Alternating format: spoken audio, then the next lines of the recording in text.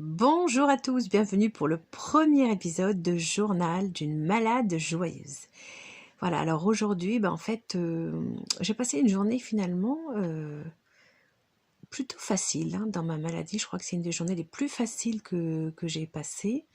Une journée où j'ai pu me reposer à fond, où je me suis sentie un grand calme dans mon corps, à défaut de sentir une grande énergie, et où j'ai pu faire vraiment ce que j'avais envie de faire. Donc le matin, je suis allée à la messe parce que voilà, moi je suis catholique, donc c'est un moment très important pour moi.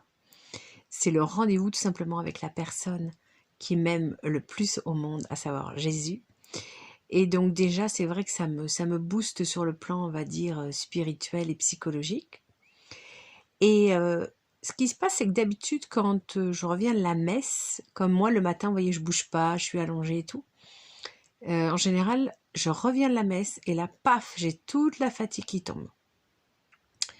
Et là, étonnamment, j'avais pas cette chape de plomb qui m'est tombée dessus. Je pense que, en fait, le fait qu'on soit passé en automne, ça me fait un bien fou. Qu'on soit passé dans une saison fraîche. Parce que je pense que quand on est malade depuis longtemps, donc moi je suis malade depuis 4 ans, j'ai en fait une sorte de maladie orpheline, j'ai un symptôme, j'ai un, comment on appelle ça? Un système sympathique hyperactif, donc du coup ça me provoque des accélérations cardiaques la nuit, des tachycardies, et en fait du coup je suis réveillée énormément de fois la nuit, entre 2 et 10 fois par nuit, ce qui fait que je me réveille, je suis épuisée en fait.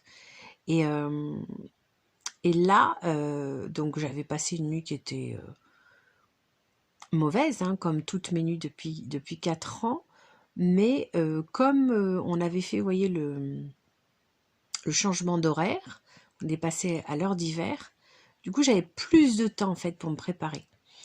D'ailleurs, je reviendrai dans d'autres vidéos, j'expliquerai quelle est ma routine justement le matin quand on a passé une nuit difficile, ce qui est mon cas depuis 4 ans, mais il y a différents degrés dans la difficulté des nuits. Comment je fais en fait pour me réveiller, en douceur, quelles sont toutes les pratiques que j'ai pu tester comme ça depuis 1 an. Et j'en ai testé pas mal, et je pense que quelle que soit votre maladie, ça pourra vous être super utile.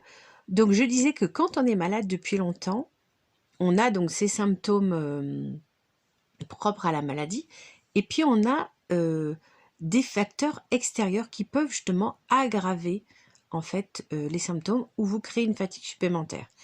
Et moi, il se trouve que je suis super sensible à la chaleur, et je me rends compte que là, le fait qu'on soit passé à la saison fraîche, ça fait que ça m'enlève de la fatigue. Donc c'est intéressant, parce que ça veut dire que la fatigue que je ressentais ces derniers mois, c'est-à-dire depuis mai jusqu'à début octobre, en fait, il y avait une partie de cette fatigue qui était due à la chaleur. Donc c'est un élément très important à connaître, parce qu'il faut savoir qu'une maladie, en fait, on n'est pas malade de la même façon tout au long de l'année. Donc le conseil que j'aurais à vous donner, en fait, c'est d'essayer d'observer vraiment votre maladie au quotidien sans en faire comme ça une obsession, et noter en fait les moments de l'année, par exemple, s'il y a des où vous sentez mieux. Essayez de trouver en fait quels sont les moments où vous sentez mieux. Essayez de trouver aussi les raisons. Et moi, j'ai vraiment clairement mis une évidence entre la chaleur et l'aggravation de ma fatigue, et, à contrario, la fraîcheur et l'amélioration de ma fatigue. C'est-à-dire que j'ai pas une énergie normale, je suis toujours une énergie de malade, mais quand même, là, voyez, quand je suis rentrée de la messe, j'avais encore pas mal d'énergie, et j'étais au niveau du repas, ça allait. Et puis après, j'avais encore quand même assez d'énergie pour faire une petite séance de jardinage avec mes enfants. Donc on a un petit balcon. Oui, c'est pas grand-chose, mais c'est déjà un petit coin de verdure qu'on essaye d'entretenir, de nettoyer.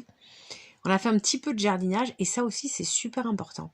J'en parlerai, je pense, aussi dans une vidéo ultérieure. C'est que c'est très important quand on est malade, on peut pas faire 50 000 activités, surtout on peut pas faire des activités qui durent des heures. C'est pas une raison pour se priver de des activités qui durent un certain temps. Donc là, nous, je crois que ça a duré 30-40 minutes, notre petite séance de de jardinage. Bon, alors après, par contre, là, j'étais KO, hein, là, c'est clair. Mais vraiment, c'est le genre d'activité, le jardinage, qui fait beaucoup de bien. Parce que ça va nous ancrer, ça va nous poser.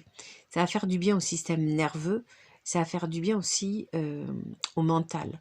Ça, toutes les études le prouvent, dès qu'on est en connexion avec le végétal, on va mieux. Donc c'est vraiment un truc super important. Quand on est malade, c'est d'essayer de trouver toutes les activités que vous pouvez faire qui vont augmenter comme ça votre équilibre mental. C'est ça qui va faire que vous arriverez à, jour après jour, avancer malgré votre maladie en étant vraiment quelqu'un de positif. Voilà, ben, j'espère que cette première partie, ce premier épisode vous aura inspiré. Et puis, pensez à partager autour de vous, parce que je pense que cette série peut faire du bien à beaucoup de monde. Voilà, je vous embrasse et à bientôt pour un nouvel épisode de Journal d'une malade joyeuse. Ciao!